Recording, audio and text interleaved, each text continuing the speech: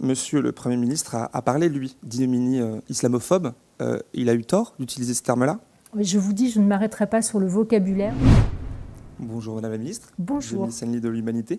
J'ai une petite idée sur votre question. Ah oui, je vous laisse commencer, allez-y. On va voir si vous avez raison. Alors, une question relative au drame de la mosquée de la Grande Combe. Est-ce que j'ai vu juste, vous avez juste? Ah bah oui. C'était ça? Parfait, alors on continue. Monsieur Retailleau a admis hier, sur un plateau de télé, que bien sûr, il existe de l'islamophobie en France, mais d'autres membres du gouvernement, à l'instar du président de la République lui-même d'ailleurs, se refusent d'utiliser le mot. Ma première question, c'est pourquoi? Je voudrais d'abord penser à la personne qui a été assassinée, à sa famille, à sa communauté et à l'ensemble de nos compatriotes musulmans qui se trouvent au centre des discussions et des polémiques aujourd'hui. Je crois que tout ça mérite beaucoup de dignité et ne mérite pas que nous nous écharpions les uns et les autres sur du vocabulaire. Je pense que l'acte anti-musulman qui a été proféré dans le Gard ce week-end mérite toute la dignité et toute la mobilisation de l'État, du ministre de l'Intérieur, mais vous savez que le premier qui a réagi, c'est le Premier ministre, puis le Président de la République, le ministre de l'Intérieur, l'ensemble du gouvernement. La loi protège la foi. La fin de la phrase étant que la foi ne dicte pas la loi, mais la loi protège la foi.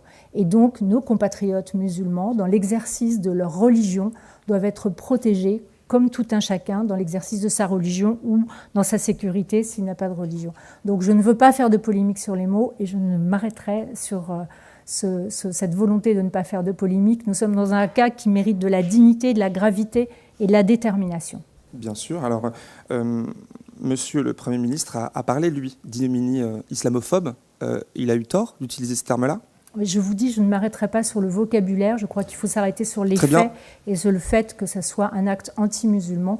Et nous devons être tous mobilisés, comme tout le temps, sur ce type d'acte. Très bien. Alors, on peut saluer. Je relance une seconde. A mis 48 heures pour se déplacer sur les lieux du drame. Vous êtes de quel... Bonjour, Léonard Attal, TF1. Pardon. Je vais la poursuivre. Non, mais alors, on ne va pas faire de compétition, voilà, mais vous en avez posé deux, donc voilà. Allez-y.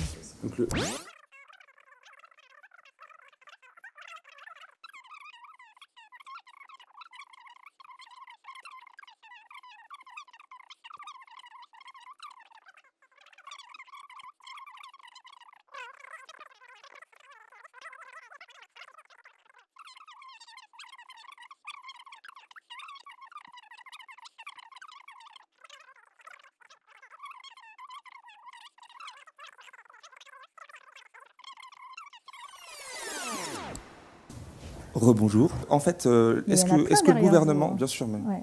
on est ensemble. Est-ce que le gouvernement, oui, vous avez quelque chose à dire? Non, merci.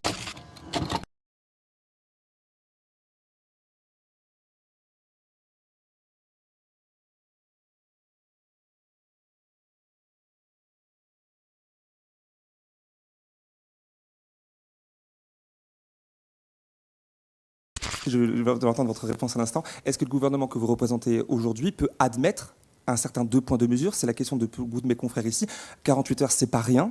On a plein d'exemples à vous donner sur, par exemple, l'usage du mot islamophobe. J'ai entendu la réponse, mais l'usage d'un mot comme antisémitisme, même dans des fake news, comme Madame Berger, qui l'utilise devant une boulangerie à Strasbourg alors que c'était une fake news. Il y a effectivement un 2 poids de mesure. Est-ce que vous pouvez l'admettre ici, ou alors, encore une fois, comme vous avez répondu à mes collègues, vous dites non, il n'y a pas, c'est l'égalité pour tout le monde? Il n'y a aucun 2 poids 2 mesures. C'est l'égalité pour tout le monde dans la considération que nous avons de la sécurité des Français, quelle que soit leur religion, ou d'ailleurs, s'ils n'ont pas de religion, c'est pas 2 poids 2 mesures, c'est tout le monde au même niveau d'égalité. Merci.